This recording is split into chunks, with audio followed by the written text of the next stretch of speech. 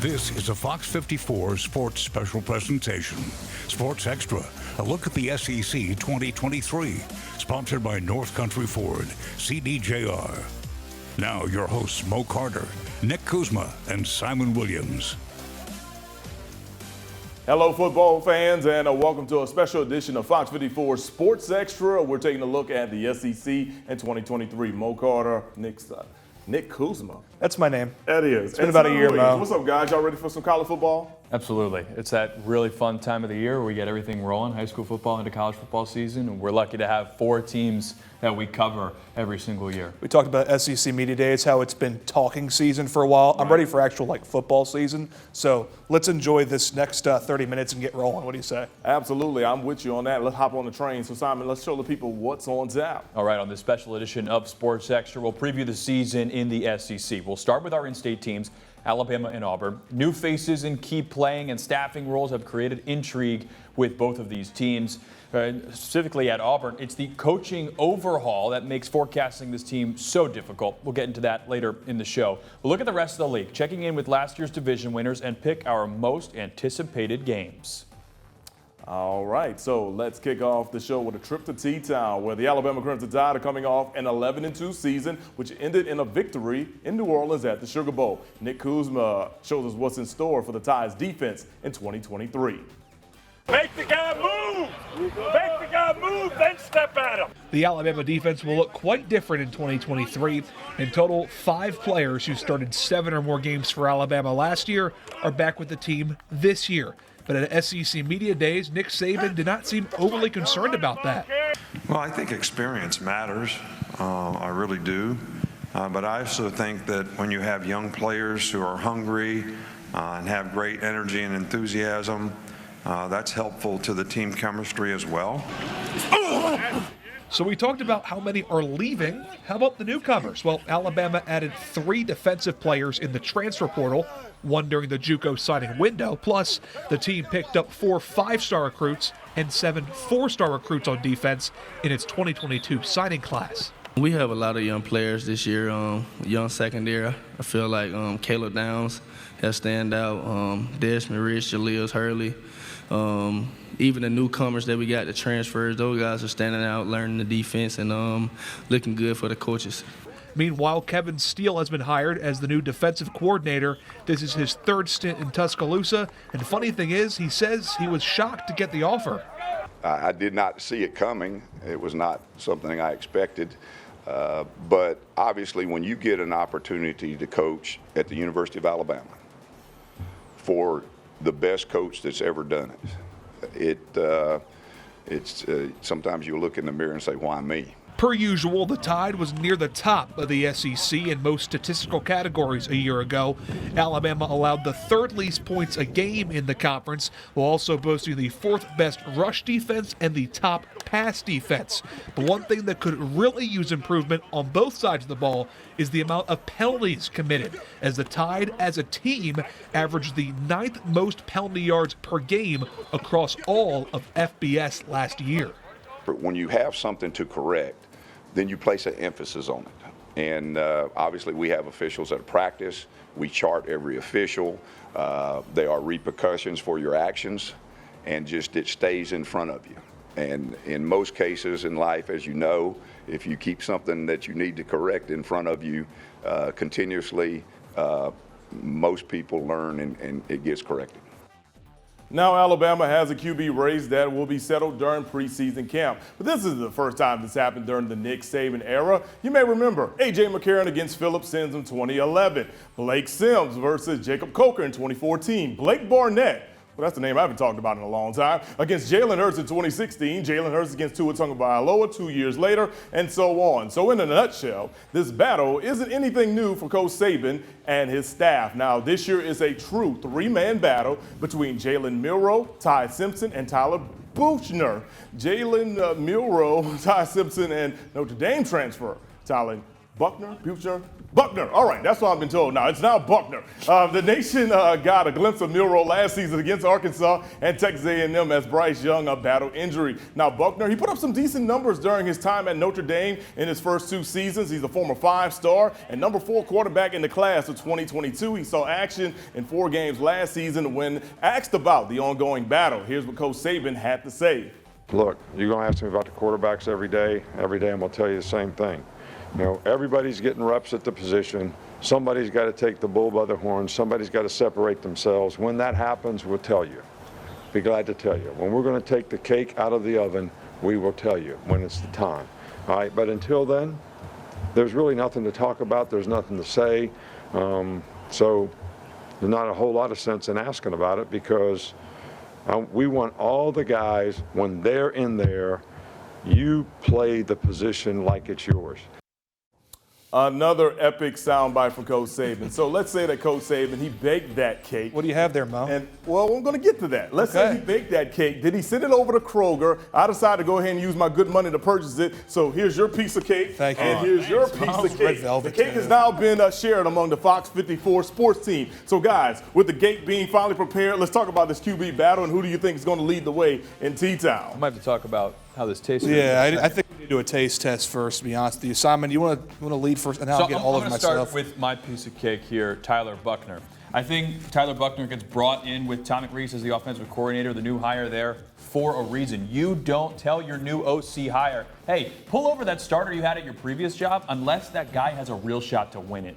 And if not, if it really is going to be Milroe's job the whole time, that stability at backup with Buckner that they're relying on as an essential piece of this offense. I think like the stability of having a sound backup was an intentional choice by Saban to bring in Reese as well. Well, first of all, the cake is pretty good. In terms of the quarterback cake, since you talk about Buckner, I'll talk about the other 2 guys. Personally, just having been the one that was at A-Day at the spring game, actually, it was Simpson that impressed me a little bit more than Milroe. Milroe threw those 2 interceptions. One was a Hail Mary at the end of the first half, so sort of like, you know, barely an interception. But just in terms of it, they both were able to run the ball. Obviously, Milroe, everyone thought would be the superior athlete in terms of running the ball. He showed off what he could do last year a little bit in that situation. But I really liked Simpson. I think Milroe, though, everyone feels like is probably a little bit more of a safe choice because he has that experience with the Tide, but certainly you can't rule out any transfer from Notre Dame, especially with the experience, like you said, with Tommy Reese. All right, guys. What do you think, Mo? Well, I think it's Jalen Milroe's job to lose just because he's got the experience and basically he just presented the keys and Nick Saban is saying, look, take us to the levee, take us to the top of the mountain. If not, somebody else is behind you and it's next man up. Sure. And the cake's pretty good too. Well, what's up next, Simon? Well, let's go from one in-state team to the next. We'll talk about the Auburn Tigers next on Fox 54 Sports Extra's SEC Preview Special.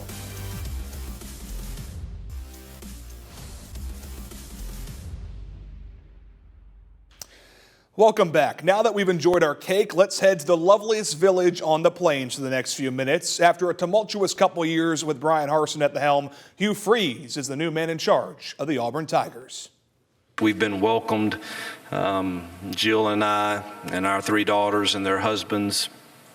We could not have asked for a better welcoming to the plains. What a great place it is to live.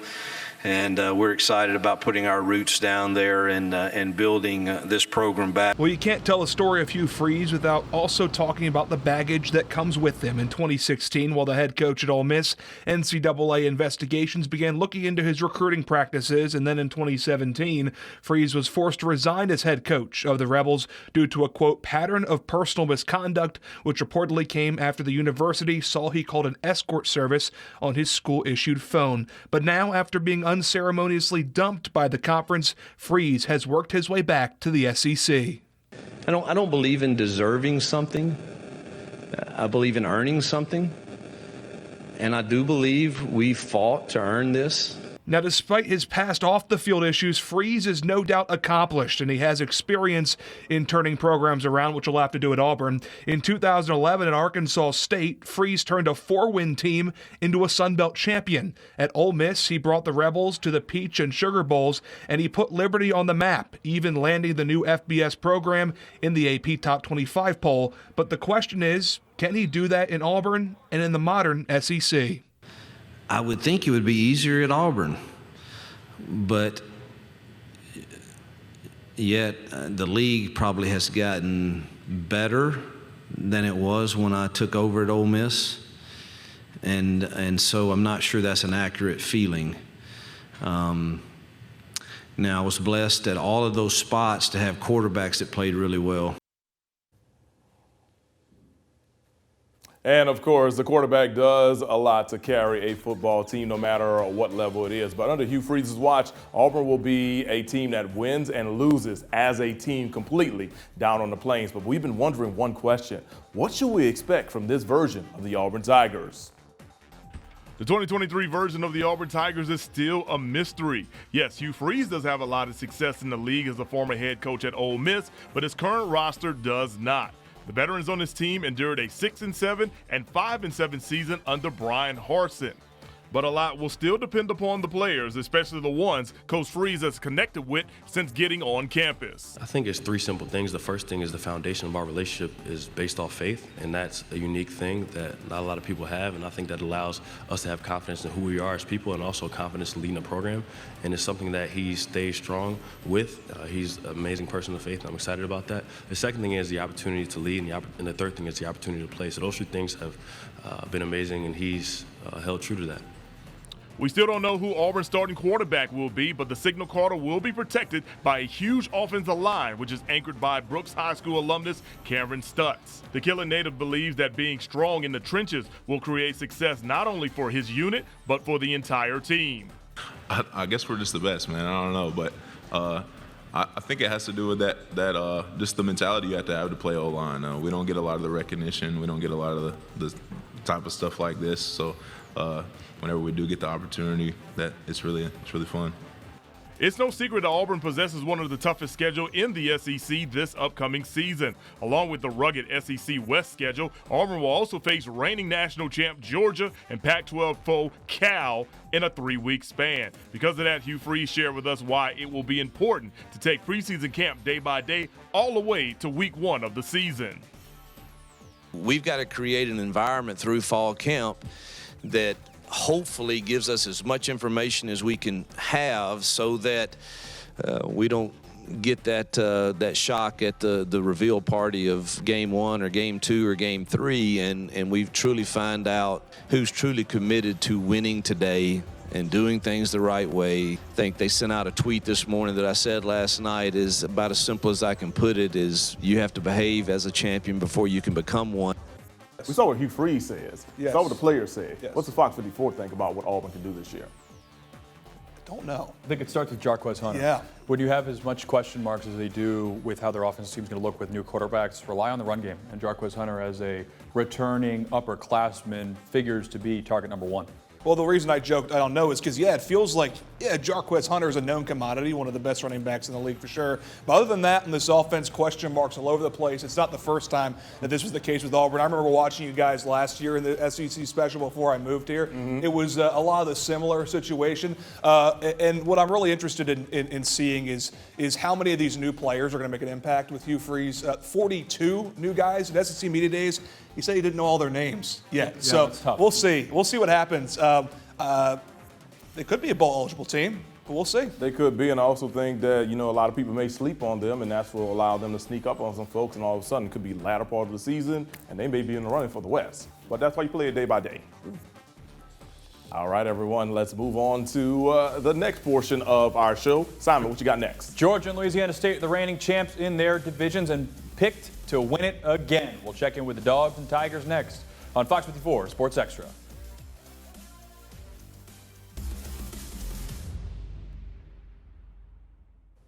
Welcome back into Fox 54 Sports Extra. We continue our special with a look at the two reigning division champions of the Southeastern Conference, Georgia and LSU. And starting in the East with the two-time reigning national champion and reigning SEC champ Bulldogs, the question is, how do you do it again?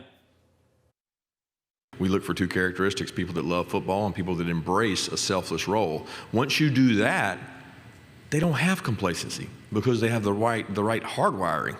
So people that worry about outcomes like, oh gosh, my ego, why am I not getting the ball? Or like, oh man, we lost the game.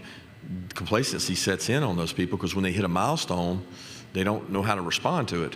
So we want people that are intrinsically motivated. It means they come from inside out and they want to be great regardless of that. Now, do we have all players like that? No. We're trying to move our needle to get the majority that way. So Smart didn't deny the objective, but steered away from exclusively a results-oriented standard. This level of success does draw parallels to Smart's former employer, Alabama, but he said he wouldn't compare the two. Yeah, I don't know that we're constantly compared. I haven't noticed us being constantly compared to Alabama. I wouldn't feel that way. I feel like we're compared against our own success and the success we've had since being there. Not just about championships, it's being relevant every year. A lot of things I can control. I don't control the narrative that people create outside of our building. But on-field success does not make the team's culture impenetrable. Incidents of reckless driving have become strangely frequent with this team, the worst of which included the deaths of offensive lineman Devin Wilcock and team staffer Chandler LaCroix. Smart was asked about an absence of accountability in his program. I would say talk to any of the players within our organization, talk to the retention rate that we keep with our players. Our players respect the fact that they're under a microscope and that they always will be as athletes, but we've got one of the highest character, highest GPA, one of the best teams we've had. So I'm very confident about our team and our culture. The only scheduled game between Georgia and our state's SEC teams is the 128th installment of the Deep South's oldest rivalry. UGA visits Auburn on Saturday, September 30th. Now let's look to the West as Nick gives us a look at the Bayou Bengals. Simon, LSU won the West with a new head coach and quarterback under center in 2023. And now, as the Brian Kelly era rolls into year number 2, the Tigers want to put themselves in the same echelon as both the team you talked about, Georgia, and as the Alabama Crimson Tide, too. We're excited about what we've done in a very short period of time. And the foundation of success is built in consistency. Alabama and Georgia continue to hold that mantle of consistency in terms of playing for championships, and that's what we'll be looking to be at LSU. Starting with the offense, LSU returns 8 of the 11 starters from last year's squad that averaged 44 points per game, which was the second best mark in the SEC. But perhaps most importantly, it will be the second year in Baton Rouge for starting quarterback and Arizona State transfer Jaden Daniels. I feel like we could have a top offense in the country. Going out there and we have the guys we have the talent out there. Guys are special to go out there and really make those plays. On defense, things will look very different. LSU was in the bottom half of points allowed in the Southeastern Conference, and the Tigers lost over half their starters. But Brian Kelly and his staff addressed those losses and likely even upgraded what they had previously. As headlined by cornerbacks Denver Harris from Texas A&M and Deuce Chestnut from Syracuse, plus linebacker Omar Spates from Oregon State, LSU earned the highest-rated incoming transfer class by 24/7 Sports. To get better defensively, the team, we just have to really focus in on those small details and come together and watch a little more film together and do things of that nature. Naturally, we've gotten better getting guys in that transfer. Of course, it is impossible to talk about last year's Tigers without discussing what happened versus Alabama. Louisiana State defeated the Tide for just the second time in 12 years in a 32-31 overtime victory. This win, though just one regular season W on paper, can be used as a recruiting pitch in the years to come. When you look at it from a tangible standpoint, what it did for us is it helps us in recruiting that we don't have to paint a narrative that's not true. In other words, that we can say, look, we're going to compete with Alabama. We're going to be able to beat Alabama. It's not a fantasy, it's a reality. Just like the Tigers have every year since 1992, LSU takes on both Alabama and Auburn this year. That'll change in 2024 as the SEC goes divisionless. The battle of the Auburn and Louisiana State Tigers goes down October 14th in Baton Rouge, and LSU visits Tuscaloosa on November 4th. Okay, and with that, it's time to take our last break of the show. When we come back, Simon, Mo, and myself put our thinking caps on and talk about the games that we're most intrigued by for the upcoming SEC football season.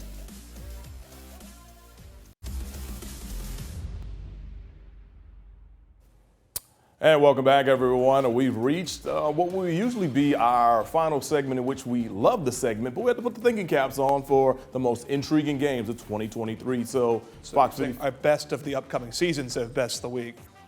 I like that. I definitely like that. Now, here's the thing. We got to turn around and at the end of the season be like, all right, were these games even, something, or were they duds? So, right. Simon, what's up with yours, man? All right. We look to week 5 for my most intriguing game. It's Tennessee hosting South Carolina. It's a game that, to me, sets the table for the SEC East division hunt, because best case scenario for Tennessee, I think, that they're undefeated with wins over Virginia and Nashville, Austin Peay, Florida, and Texas San Antonio heading into this game. After 4 games, I think the next wave of Tennessee's offensive talent, led by quarterback Joe Milton, who's got an absolute cannon, will mesh. South Carolina is really interesting to me, too. Assuming they're 3-1 with a loss to Georgia in week 3, a win over UTK, heading into a bye, levels the Gamecocks with the Vols as division contenders in the East. Certainly very interesting. Mine's going to be also including the Vols, but Georgia, Tennessee. The Bulldogs have won the last 8 meetings, lead the all-time series 2, but Tennessee showed themselves to be kind of elite a year ago. The question will be, was it a fluke, or is this the sign that Josh Heupel has actually turned this program into a bit of a juggernaut, and beating Georgia would certainly do that. Georgia has proven themselves that the draft rate doesn't mean they can't reload and win again. Can Tennessee show that they can reload after losing Hendon Hooker and Jalen Hyatt? Is there also a revenge factor, too, for Tennessee, as that loss to UGA really kind of started their downfall last year? Also, it's in Knoxville, so, guys, that just might mean something. All right, guys, the LSU Ole Miss contest is usually reserved for the later part of the season, but this year is on September the 30th, which will mean a lot. The annual Magnolia Bowl will be crucial for both teams as they eye a spot in the SEC championship. A win for LSU puts them in good position and also on a good track as they prep for Auburn, Alabama, and Florida remaining on their schedule. If Ole Miss can beat Alabama and LSU in back-to-back weeks, then the Rebels will have the big mo as they prep for Auburn, Georgia, and Mississippi State down the rest of their stretch in the SEC West. And, of course, guys, we know this game, Thanksgiving weekend, will mean a whole lot for both teams, especially if the SEC West title is on the line. And that's the Iron Bowl. You guys got a first taste of it last year. Yeah, the Iron Bowl always means something. Even for 2 of us guys from the North, we knew the Iron Bowl meant something to this state and also to college football. It's always going to be intriguing. And even this year, like we said, maybe Auburn's going to be sort of on that bowl eligibility bubble. And a win could do it for them, and maybe Alabama gets in the playoff with it. But I know we got to wrap this thing up, don't we, Mo? Yes, we do. For Simon Williams and Nick Kuzma, I'm Mo Carter. Have a great night, a great week, and we'll see you at the games. Thanks for watching this special edition of Fox 54 Sports Extra, sponsored by North Country Ford, CDJR.